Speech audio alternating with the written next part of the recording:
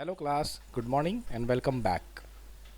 So today we are going to have a look on this new chapter which is called as coffee.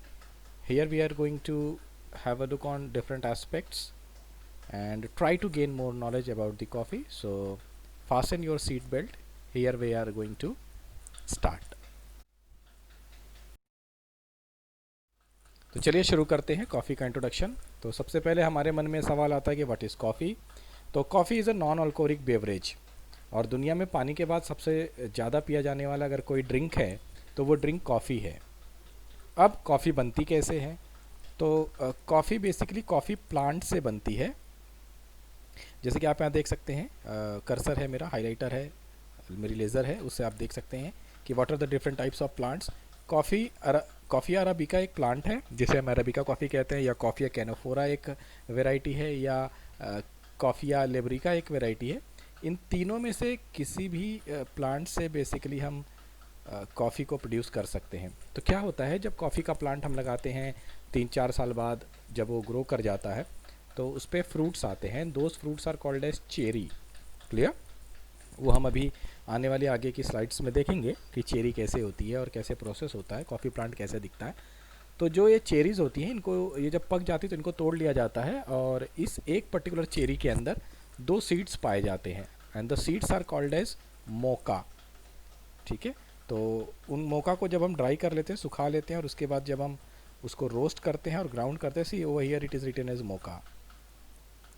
तो उनको सुखाने के बाद फिर हम ग्राइंड करते हैं, सुखाने के बाद हम उनको रोस्ट करते हैं और फिर अपनी सुविधा के अनुसार अपनी चॉइस के हिसाब से उसको हम ग्राइंड करते हैं। तो डिग्री ऑफ रोस्टिंग जो है कि कितना उसे रोस्ट करना, ये डिपेंड करती है इंडिविजुअल चॉइस के ऊपर, या ये डिपेंड करती है जो कंपनी है या जो प्रोप्राइटरशिप है, जो वो फर्म है, वो उसे कैसे सेल आउट करना चाहती है, या उसका जो क्राइटेरिया है वो क्या है। तो it depends on certain categories.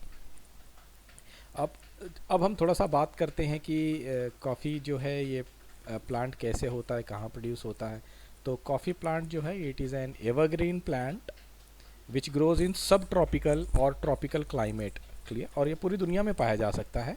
बस ये है कि जहाँ पर आप इसको प्रोड्यूस करना चाहते हैं वो पर्टिकुलर जो प्लेस है या वो जो जगह है वो सी लेवल से कम 1850 मीटर ऊपर होनी चाहिए। क्लियर? इसके लिए जो ज़मीन लगती है वो ज़मीन जो है वो बेहतरीन होनी चाहिए, रेनफॉल हाई होना चाहिए। इसके अलावा जो क्लाइमेट है वो जो है वो हॉट होना चाहिए। अगर हम जैसे चाहें कि यूरोप में जहाँ पर बेसिकली जो क्लाइमेट है वो कोल्ड होता है, तो वहाँ पर इसे ग्रो करना चाहें तो ये उतनी आसानी से उतनी अच्छी तरीके से ग्रो नहीं हो पाएगा, क्योंकि क्लाइमेटिक जो कंडीशन रिक्वायर्ड है दैट इज़ हॉट क्लाइमेट। ठीक है? With high rainfall and rich soil. यानी जो ज़मीन है आपकी वो मिनरल्स में बहुत अच्छी होनी चाहिए, उसमें जो खनिज तत्व हम कहते हैं वो बेहतरीन होनी चाहिए। थोड़ा सा अब हम कॉफ़ी प्लांट के फिर से दोबारा वेरिएशंस देख लेते हैं। हम देख रहे हैं जैसे कि कॉफ़ी अराबिका है। कॉफ़ी अराबिका जो है this is called as best quality of coffee. ये कहाँ कहाँ ग्रो की जाती है? ये ब्राज़ील में ग्रो की जाती है, केनिया में, कोलंबिया में, कोस्टा रिका में और इंडिया में इस वेराइटी का हम इस्तेमाल करते हैं, इस वेराइटी को हम ग्रो करते हैं। सेकेंड वेराइटी जो है इट इज़ कॉल्ड एज कॉफ़िया कैनोफोरा, जिसे हम कॉफ़िया रोबुस्टा भी कहते हैं। ये सेकेंड मेन टाइप है जो बेसिकली अरेबिक कंट्रीज़ में या ईस्ट एंड वेस्ट अफ्रीका में प्रोड्यूस की जाती है। थर्ड जो इसकी जो वैरायटी है, प्लांट की वैरायटी है या कॉफ़ी की वैरायटी है, that is called as कॉफ़िया liberica. और इसे हम ज़्यादातर ग्रो कहाँ करते हैं? मलेशिया या गयाना में। तो माना यह जाता है कि दोनों के कंपैरिजन में ये थोड़ी सी इन्फीरियर होती है। क्लियर? तो these are the 3 varieties of coffee या कॉफ़ी प्लांट अगर आपसे कोई पूछता है तो। Coffea arabica, coffea canephora and coffea liberica. Clear? अब थोड़ा सा हिस्ट्री पर आते हैं। आगे जैसे जैसे स्लाइड चलती रहेगी तो हम धीरे धीरे सारी चीज़ें डिस्कस करेंगे, विच is the largest producer, which is the largest consumer. लेकिन फ़िलहाल अभी हम हिस्ट्री डिस्कस करते हैं। तो हिस्ट्री क्या कहती है कि एक पर्टिकुलर अरब कंट्री में कुछ लोग क्लेम करते हैं कि वो अरबियन था, कुछ लोग क्लेम करते हैं कि वो यूथोपियन था। एक शेफर्ड था जिसका नाम काल्दी था। तो कई बार जब काल्दी अपनी उन भेड़ बकरियों को जब चराने जाता था तो वो ये देख मतलब उसे ये आश्चर्य होता था कि शाम के वक्त भी थकने के बाद जब बकरियां एक पर्टिकुलर बुश की लीफ या उसके कुछ फ्रूट खाती हैं तो वो अपने आप को एनर्जाइज्ड फील करती हैं, तो वो थोड़ा सा काफ़ी ज़्यादा एनर्जी में झूमती हैं। तो उसने धीरे धीरे इस चीज़ का पता लगाया कि ये ऐसा क्या होता है कि एक पर्टिकुलर प्लांट के एक पर्टिकुलर बुश के जब लीव्स या फ्रूट्स को खाकर इनमें जो हम भेड़ बकरियां हैं इनमें कुछ एनर्जी का एहसास होता है।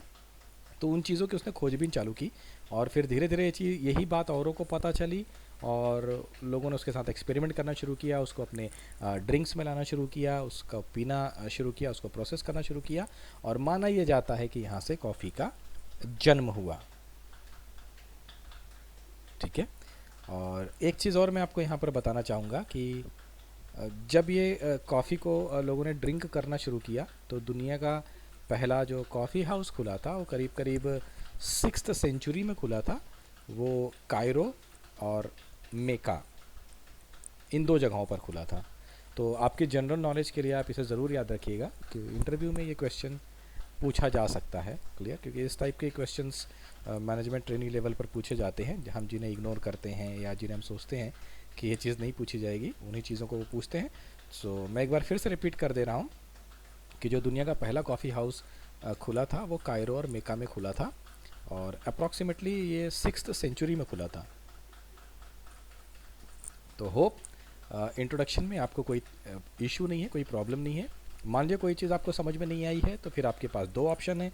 एक तो आप व्हाट्सअप पर ग्रुप में मैसेज भेज सकते हैं, क्वेश्चन भेज सकते हैं, या आप इस चीज़ को थॉरोली पढ़िए। अगर आप ये जो पूरा लिखा हुआ है इसको आप पढ़ेंगे तो आपके जो क्वेरीज हैं, आपके जो क्वेश्चंस हैं वो तो अपने आप ही खत्म हो जाएंगे। Okay, now let us move on second slide. ठीक है। तो जैसा हमने बात की थी कि हम कॉफ़ी प्लांट को देखेंगे, समझेंगे, धीरे धीरे और चीज़ें देखेंगे, समझेंगे, तो उसी की श्रेणी में हम शुरू कर रहे हैं। आप देख सकते हैं कॉफ़ी प्लांट। तो देर आर 3 इमेजेस। क्लियर? तो मैं यहाँ पे लेज़र का इस्तेमाल कर रहा हूँ, आप प्लीज़ थोड़ा सा ध्यान दीजिएगा। This is how a coffee plant looks like. तो ये तो चलिए एक इमेज है, यहाँ पे ज़्यादा क्लियर है चीज़ें, आप देख सकते हैं। This is basically cherry.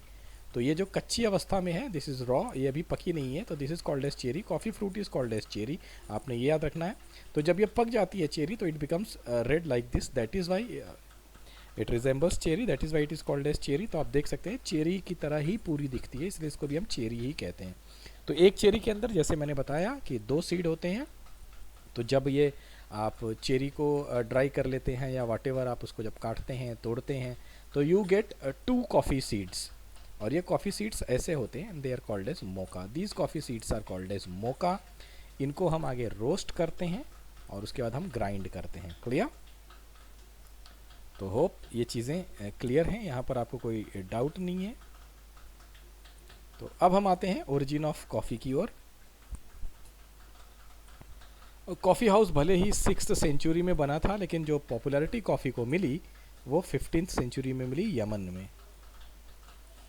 और कॉफ़ी का जो नाम है, माना जाता है कि कॉफ़ी का जो नाम है, हालांकि कई ओरिजिन क्लेम करते हैं।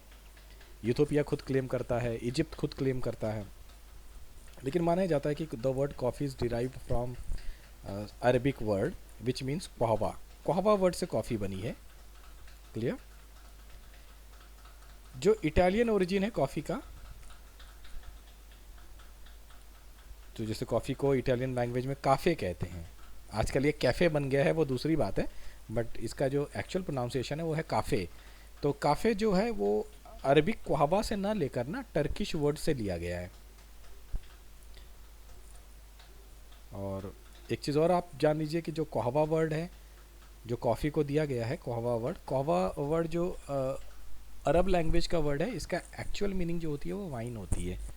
तो ये एक तरह से डिनोट करता है वाइन को। क्लियर? तो होप इस स्लाइड से भी आपको कोई डाउट नहीं है। अगर इन केस आपको कोई डाउट है तो आपके पास दोनों ऑप्शन हैं, आप या तो व्हाट्सअप कीजिए या फिर आप इस चीज़ को अच्छे से पढ़िए, आपकी क्वेरी खुद ब खुद सॉल्व हो जाएगी। Okay, so now let us move to next slide. आगे देखते हैं हम कि क्या है। सो क्वाइट सिंपल हमारे हिसाब से, ठीक है, न कि स्टूडेंट के हिसाब से, आपको तो याद रखने में तकलीफ होगी, तो इसीलिए मैं थोड़ा सा हंस भी रहा था कि क्वाइट सिंपल। तो देखते हैं अब हम which are the coffee producing और कंज्यूमिंग कंट्रीज़। ठीक है, तो हम सब देखेंगे। आप देख सकते हैं पहले स्लाइड में कि कॉफ़ी प्रोडक्शन वर्ल्ड वाइड। तो इसमें आप अगर देखेंगे ध्यान से ना, तो 32% ब्राज़ील या इसके जो एसोसिएटेड कंट्रीज़ हैं वर्ल्ड का, वर्ल्ड की, ये 32% कॉफ़ी जो पूरी दुनिया में प्रोड्यूस होती है उसका 32% यही प्रोड्यूस करते हैं। तो यानी जो बोलबाला है ना कॉफ़ी प्रोड्यूस करने में, वो किसका है? ब्राज़ील एंड उसकी नियर बाई कंट्रीज़ का। क्लियर? तो मैं भी जानबूझ कर डिस्क्लोज नहीं कर रहा हूँ आपको कि which is the largest producer of coffee, वो हम अगले स्लाइड्स में देखेंगे। क्लियर? तो इस तरह से आप देख सकते हैं कि विच आर दी कंट्रीज़ और किसका क्या कंट्रीब्यूशन है। जहाँ तक हम इंडिया की बात करें तो हमारा इंडिया कॉफ़ी प्रोडक्शन के मामले में ना थोड़ा सा पीछे, जैसे कि आप ये देख सकते हैं, दिस इज़ ब्लू, जो हल्का सा ब्लू कलर हमने इस्तेमाल किया, स्काई ब्लू कलर इस्तेमाल किया है, और वो यहाँ पर है। तो 4% का कंट्रीब्यूशन है इंडिया का। क्लियर? तो वेरी लेस, होप हमारा देश इसमें भी कुछ करेगा आगे। क्लियर? तो I think this part is clear. Now let's move to the other part, coffee consumption by country. अब हम बात करते हैं कि which is the largest coffee consuming country. दुनिया में ऐसा कौन सा देश है जो सबसे ज़्यादा कॉफ़ी को कंज्यूम करता है? और इनफैक्ट मैं आपको ये जो स्लाइड रिकॉर्ड कर रहा हूँ, ये रिकॉर्ड करते हुए भी कॉफ़ी ही पी रहा हूँ। तो Norway, as we can see, Norway is the largest consumer of the coffee. तो सबसे ज़्यादा कॉफ़ी नॉर्वे कंज्यूम करता है। उसके बाद फिर आता है फिनलैंड, फिर डेनमार्क। तो ये 3 कंट्री हैं जो कॉफ़ी के कंजम्पशन में सबसे आगे हैं, टॉप 3 पर हैं। इंडिया टॉप 10 में भी नहीं है, यानी हमारे यहाँ कॉफ़ी को बहुत ज़्यादा प्रेफर नहीं किया जाता है। हम लोग हैं ना चाय के आदी हैं। Clear? So now let's move to next slide. Here we go. अब आई बात, ठीक है, कॉफ़ी प्रोड्यूसिंग कंट्रीज़ की। तो as you can see, Brazil is the largest producer of coffee. तो ब्राज़ील को पिछले जब से हमने स्टडी स्टार्ट की है, लास्ट 20 ईयर्स, ब्राज़ील ने ये अपनी पोजीशन होल्ड कर के रखी हुई है। जैसे हम अगर टी की बात करते हैं तो कभी क्या होता है, साल 2 साल में इंडिया आ गए, साल 2 साल चाइना आ गए, तो इसमें कंपटीशन काफ़ी ज़्यादा है। But in case of coffee Brazil जम के बैठा हुआ है। ठीक है? सेकंड में वियतनाम है, थर्ड में कोलंबिया है। ये पोजीशन ऊपर नीचे होती रहती है, कभी कोलंबिया सेकंड, कभी वियतनाम सेकंड। ये जो है थोड़ी सी पोजीशन ये ऊपर नीचे होती है। इंडोनेशिया, मैक्सिको, ये सब जो है ये यहीं पर स्टेबल है। इंडोनेशिया 4th ही रहा है जहाँ तक मेरी नॉलेज है पिछले 20 सालों की, और मैक्सिको भी 5th पे रहा है। इंडिया 6th है, शॉकिंग। क्लियर? कि टॉप 10 में है। इंडिया प्रोड्यूस करता है जो coffee, that is among top 10 countries in the world. फिर इथोपिया, ग्वाटेमाला, होंडुरास और Peru, these are the largest coffee producing countries. In fact these are the top 10 coffee producing countries. Hope आपको इसमें कोई दिक्कत नहीं होगी। आप बहुत ज़्यादा नहीं तो टॉप 3 याद रखिएगा, ब्राज़ील, वियतनाम, कोलंबिया। क्लियर? अब हम धीरे धीरे बात करते हैं कि कॉफ़ी प्रिपरेशंस कौन कौन सी हैं पूरी दुनिया में। जैसे हम घर में चाय बनाते हैं, ऐसे जब कॉफ़ी बनाते हैं तो किस किस स्टाइल की कॉफ़ी बनती है और कैसे बनती है। क्लियर? तो चलिए पहले मेथड की बात करते हैं। पहली टाइप की जो कॉफ़ी है जो हम ड्रिंक कर सकते हैं, पी सकते हैं, बना सकते हैं, that is called as percolator coffee. अब ये परकोलेटर कॉफ़ी क्या होती है? परकोलेटर कॉफ़ी जो बेसिकली होती है ना, एक इक्विपमेंट में बनती है। ठीक है? वो इक्विपमेंट का नाम ही परकोलेटर है। क्लियर? तो जिसके अंदर आप देख सकते हैं इमेज में कि एक बीच में ट्यूब है, कैपिलरी ट्यूब है।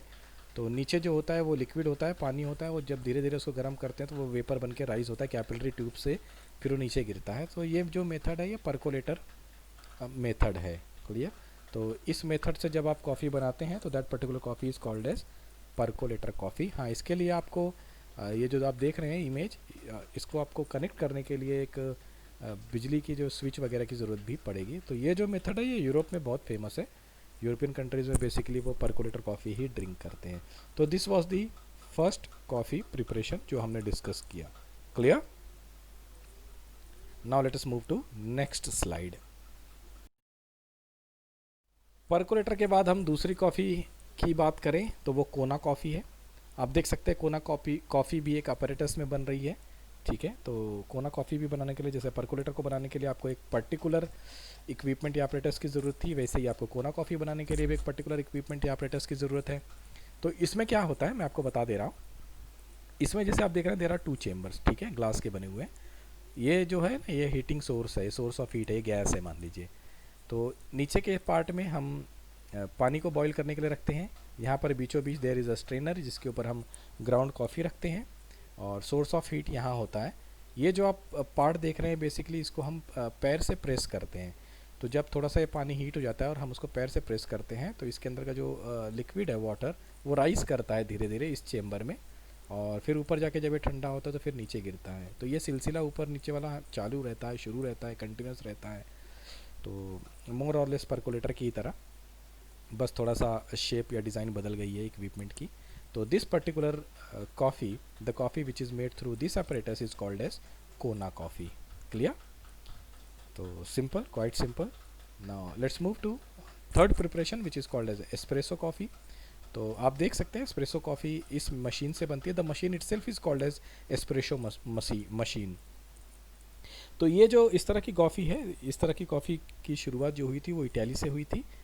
इसमें आप देख सकते हैं कि ये जो है यहाँ से यहाँ पर जो इसकी टोटी लगी हुई है, ठीक है, या यहाँ से जो पाइप लगा हुआ है इसके थ्रू इस पाइप को हम अपने कप में, इसके नीचे कप रखते हैं और कप के अंदर इस पाइप को डालते हैं। लिक्विड वगैरह सब इसके अंदर पानी वगैरह भरा हुआ है, विथ मिल्क विदाउट मिल्क जैसे आपको चाहिए। तो espresso is always without milk. तो इसमें जब आप उस पाइप को लगाते हैं, ठीक है, यानी सॉरी, इस कप के अंदर हम ब्लैक कॉफ़ी रखते हैं और फिर इस पाइप को जब हम इसके अंदर थोड़ा सा इंजेक्ट करते हैं, होल्ड करते हैं और प्रेशर को अप्लाई करते हैं, तो because of that particular pressure foam create होता है, फ्रॉथ क्रिएट होता है, as you can see in the image, and then it becomes your espresso coffee. जब यही चीज़ आप मिल्क के साथ करते हैं, ठीक है, तो यानी आप ब्लैक कॉफ़ी ना लेके कॉफ़ी विथ मिल्क लेते हैं और सेम प्रोसेस अप्लाई करते हैं, तो एस्प्रेसो की जगह पे वो कॉफ़ी क्या बन जाती है? कैपेचिनो। क्लियर? और सिमिलरली जब आप एस्प्रेसो कॉफ़ी में 3 या 4 ड्रॉप के ही मिल्क को ऐड करते हैं और फिर ये प्रोसेस करते हैं तो इट बिकम्स लाते। क्लियर? तो लाते, माकियाते, ये सब जो है ना एक स्टाइल है कॉफ़ी की, बट मोर और लेस जो मेथड है वो एस्प्रेसो का ही है। इसी में अगर आप थोड़ा सा ब्रांडी मिलाएंगे या आप थोड़ा सा विस्की मिलाएंगे 30 ml की, तो it becomes your Americano coffee. Clear? तो these are the variations of coffee. Now hope this is clear. Let's move to the next slide, और विथ क्या प्रिपरेशंस है उसको भी थोड़ा सा देखते हैं। तो अब तक हमने 3 प्रिपरेशंस कॉफ़ी के पढ़ लिए, देख लिए। अब थोड़ा सा और देखते हैं कि व्हाट लाइज अहेड, आगे क्या है, थोड़ा वो भी चेक कर लेते हैं। कैपेचिनो, तो एस्प्रेसो की तरह जैसे हमने अभी बात की है कि कैपेचिनो कॉफ़ी भी बनती है, बट फ़र्क क्या है? ये विथ मिल्क होती है। कोई आपसे पूछेगा कि what is the difference between espresso and cappuccino, तो espresso is without milk whereas cappuccino is with milk. Cappuccino का जो मतलब होता है इटालियन टर्मिनोलॉजी में वो होता है स्मॉल कप। क्लियर? एक चीज़ और भी कुछ होटल्स इस्तेमाल करते हैं डिफ्रेंशिएट करने के लिए। कैपेचिनो में बेसिकली आप देख रहे हैं ऊपर कि हमने यहाँ पर, let me use the laser, ये जो पार्ट है ये चॉकलेट पाउडर में डाला हुआ है। क्लियर? तो कैपेचिनो में एज अ गार्निश आप कह सकते हैं कि चॉकलेट पाउडर जाता है, एस्प्रेसो में सिनेमन पाउडर जाता है, दालचीनी का पाउडर जाता है। क्लियर? ये भी एक डिफरेंस है दोनों कॉफ़ी के बीच में, एस्प्रेसो और कैपेचिनो के बीच में। फिर अब मूव करते हैं हम नेक्स्ट कॉफ़ी की तरफ, टर्किश कॉफ़ी की तरफ। होप कि आपको एस्प्रेसो और कैपेचिनो पूरी तरह से समझ में आ गया है। तो नेक्स्ट प्रिपरेशन की तरफ मूव करते हैं, टर्किश कॉफ़ी। तो टर्किश कॉफ़ी तुर्की में बनती है, जैसे आप देख रहे हैं। इसके लिए भी एक स्पेशल इक्विपमेंट यूज़ किया गया है। This is made up of, the pot is made up of copper, फिर एक लॉन्ग हैंडल है, इसके अंदर ये कॉफ़ी बनती है। कॉफ़ी काफ़ी गाढ़ी होती है जैसे चॉकलेट है। क्लियर? तो ये सर्व की गई है। तो this is example of Turkish coffee.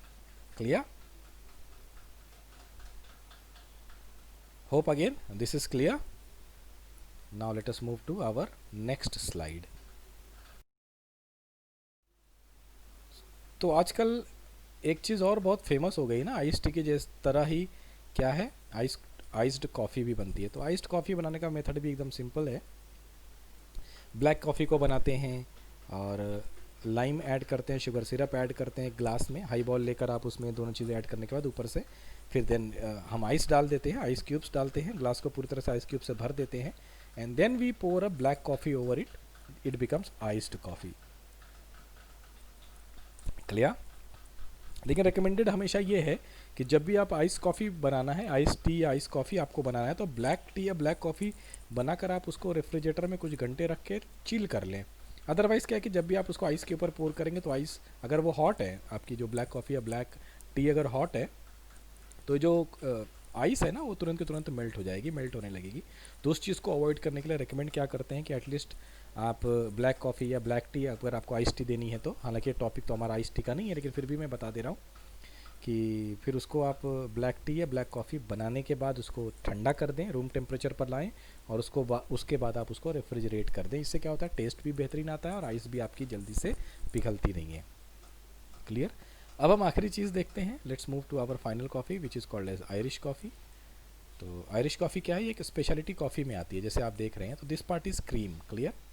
तो इसको बनाने का मेथड एकदम सिंपल है। सबसे पहले तो आप, जैसे यहाँ पे तो चलिए वाइन ग्लास ली गई है, बट ट्रेडिशनली ये जो ग्लास इसके लिए यूज़ होती है वो होती है पेरिस गॉबले।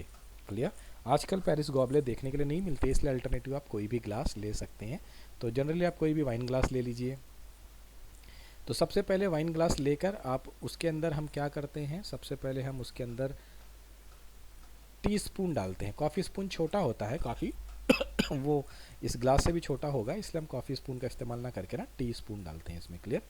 टीस्पून को थोड़ा सा आप इस पर ध्यान दीजिएगा, ध्यान से सुनना है आपने। हम इसमें टीस्पून को डाल देते हैं। क्लियर। टीस्पून को डालने के बाद हम इसके अंदर piping hot black coffee serve करते हैं विच इज़ विदाउट शुगर। हमने यहाँ पर टीस्पून को क्यों यूज़ किया है, क्योंकि जो ब्लैक कॉफ़ी हमने पोर किया दैट इज़ पाइपिंग हॉट, और उसकी गर्मी से, उसके टेम्परेचर से ग्लास क्रैक ना हो जाए, इसलिए हमने उसके अंदर ऑलरेडी एक टीस्पून डाल रखा है। फिर उसके बाद हमने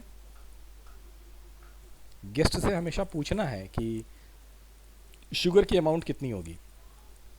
अगर मान लीजिए कई बार होता है कि गेस्ट डायबिटिक है, वो कहेगा शुगर मैं नहीं लूँगा, तो ये बताना आपका फ़र्ज़ है कि अगर आप 1 स्पून या 2 स्पून शुगर ऐड नहीं करेंगे कॉफ़ी में, तो जो आप डबल क्रीम लास्ट में ऐड करेंगे, आप देख सकते हैं डबल क्रीम है, वो डबल क्रीम फ्लोट नहीं होगी, वो डबल क्रीम क्या होगी, सिंक हो जाएगी। तो उस डबल क्रीम को फ्लोट करवाने के लिए, ताकि वो डबल क्रीम ऊपर ही बनी रहे, एक सर्टन अमाउंट ऑफ शुगर का होना बहुत ज़रूरी है। इसके बाद गेस्ट की चॉइस है वो क्या कहता है। तो हम यहाँ मान के चलते हैं कि जो हमारा गेस्ट है वो डायबिटिक नहीं है, तो इसके बाद हमने required amount of sugar add की। क्लियर। फिर हमने क्या किया, उसको फिर स्टर किया ताकि जो शुगर है वो पूरी तरह से डिज़ोल्व हो जाए। क्लियर। उसके बाद हमने जो हमने आयरिश विस्की उसमें जानी है 1 मेजर, वो ऐड की हमने। ठीक है। तो ये 3 चीज़ें हमने ऐड की। सबसे पहले हमने ब्लैक कॉफ़ी पोर की, फिर हमने शुगर ऐड किया, फिर हमने आयरिश विस्की ऐड की। क्लियर। अब इसके बाद टीस्पून के ही बैक से धीरे धीरे हमने क्रीम को इसके अंदर ऐड करना है, ताकि क्रीम ऊपर ही रहे और फ्लोट कर सके। क्लियर। तो ये प्रोसेस हम काफ़ी आराम से, काफ़ी धीरे धीरे करते हैं। तो this is how our Irish coffee is made. और जब इसी आयरिश कॉफ़ी में हम आयरिश विस्की को ब्रांडी से रिप्लेस कर दें, तो वो कैफ़े रॉयल बन जाती है। क्लियर। तो अगर उसको हम रम से रिप्लेस करें तो जमैकन कॉफ़ी बन जाती है, कैलिप्सो कॉफ़ी बन जाती है, कैरिबियन कॉफ़ी बन जाती है। तो इस तरह से there are multiple speciality coffees available, जिसमें सिर्फ अगर आप अल्कोहल पार्ट को बदल देंगे तो वो कॉफ़ी एक नए नाम से जानी जाएगी। क्लियर। लेकिन जो बाकी का प्रोसेस है, डबल क्रीम या ब्लैक कॉफ़ी या sugar, it will remain as it is. सिर्फ अगर चेंज होगा कुछ तो वो चेंज होगा अल्कोहलिक कंटेंट। क्लियर। होप आपको इसमें कोई डाउट नहीं है, कोई क्वेश्चन नहीं है। इन केस अगर कोई डाउट है, इन केस अगर कोई क्वेश्चन है, तो आपको पता है आपको क्या करना है। यू हैव 2 ऑप्शंस, आपको जो भी अच्छा लगे you can choose, right. Hope you enjoyed the session. तो अगर आपने सेशन एंजॉय किया है तो प्लीज़ आप इस चैनल को सब्सक्राइब कर लें। Clear. This is not a commercial channel, मैं आपको ये बताना चाहता हूँ, ये सिर्फ इस पर आप लोगों के लिए ही स्टडी के जो टूल्स हैं या स्टडी के जो टॉपिक्स हैं वो इस पर अपलोड किए जाते हैं। क्लियर। तो मैं सब्सक्राइब करने के लिए इसलिए कह रहा हूँ कि ताकि आपको, चाहे आप डिग्री के स्टूडेंट हैं, चाहे आप डिप्लोमा के स्टूडेंट हैं, आपको हर वीडियो इस पर मिलती रहेगी। और कुछ भी आपकी क्वेरी है, मान लीजिए आप कोई एक्स्ट्रा टॉपिक पढ़ना चाहते हैं, तो जो उस पर अपलोड किया गया है आप डिस्क्रिप्शन में जाके चेक कर सकते हैं। अगर आपको वो लगता है कि वो आपको पढ़ना है तो आप उसे पढ़ सकते हैं। Clear. So in case of any question, text me. Thank you so much. Have a nice day.